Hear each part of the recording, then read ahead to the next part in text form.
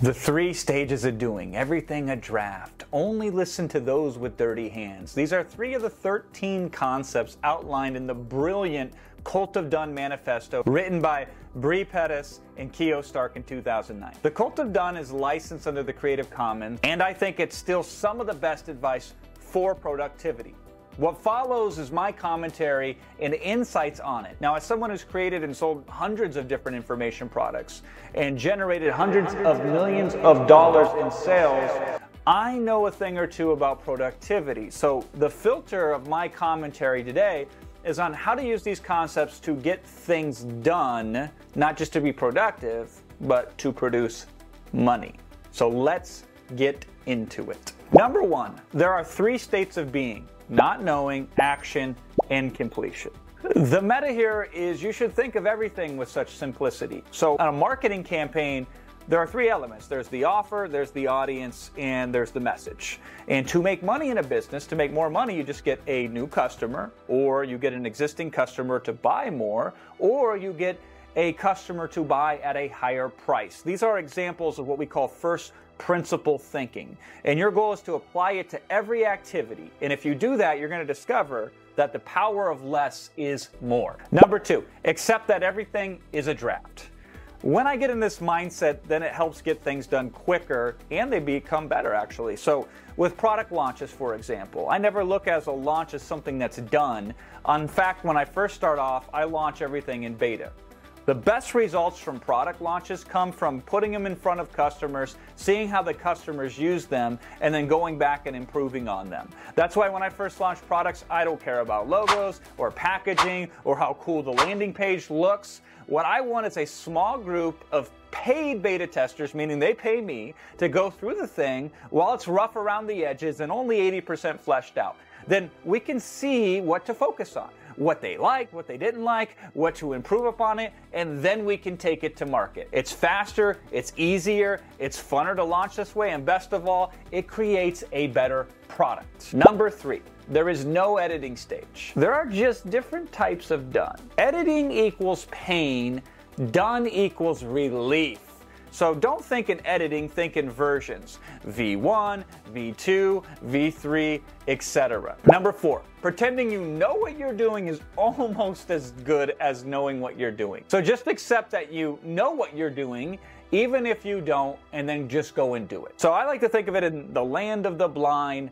Your limited cataract, one eye, is a godsend. And I often find that you only really know what to do once you're in the middle of trying to figure out what to do. So my advice is to get in the middle as fast as you possibly can. Number 5, banish procrastination. If you wait more than a week to get an idea done, abandon that idea. What I like about this is it forces you to think only in 7-day sprints. By constraining your time, it helps you eliminate all the non-essential considerations around the task at hand. Also, the more you wait on something, the harder it is to start it. So push it out. Find something fresh to go at, and then you can come back and revisit the old thing after you get something else out the door. Number 6, the point of being done is not to finish, but to get other things done. So you need to get this done because it gets in the way of getting that done. And if you can only see the end of a particular project and nothing past it, it's too easy for that project to feel bigger and more important than it actually is. Now, once you solve this problem, what's the next problem you'll solve? So I like to think 3 or 4 projects ahead. And then I get all worked up. I'm like, I gotta get this project done so I can get to the next one, so I can get to the next one, so I can get to the next one. Number 7, once you're done, you can throw it away. The stress of making something great usually makes it terrible. And the lack of stress of making something great is usually what helps make it great. I know far too many wonderful people with wonderful books that will never see the light of day. They think that somehow if the book isn't perfect, then their career is over. When the reality is, whether the book is great or not, most people won't even know the book exists. And if the book sucks, so what? Just write another book. Some of the best products I've ever created came from Frankensteining them from other projects that I had finished but never did anything with. So a little here, a little there, a little here, put them together and boom. Number 8,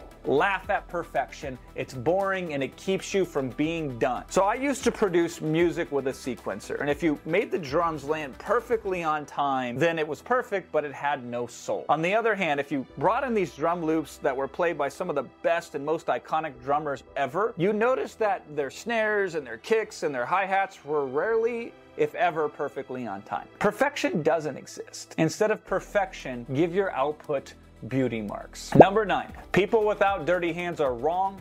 Doing something makes you right. Making things is a series of massive compromises against your ideal. You want it to do a million things when the reality is you can only have it do 3 things. So for somebody who hasn't wrestled with this, their advice is going to be too idealistic. Listen to those who make the wisest compromises, where you can give up the least to get the most. Number 10. Failure counts as done, and so do mistakes. Public failures are better than private successes. Every major success I have was won on the back of a sequence of failures that led me to that success. So my advice is this: fail more often. Number 11. Destruction is a variant of done. 100 half-finished ideas occupy too much headspace and get in the way of you focusing on any one thing particular. So look at getting rid of things as a form of productivity. Elimination is productivity. Number 12. If you have an idea and publish it on the internet, that counts as a ghost of done. My definition is this: anything the public can consume equals done. Number 13, done is the engine of more. The beauty of done is it creates momentum. Momentum compounds. It will be much harder than you think at first to get going, but it will end much easier than you can imagine, as long as you keep getting things done.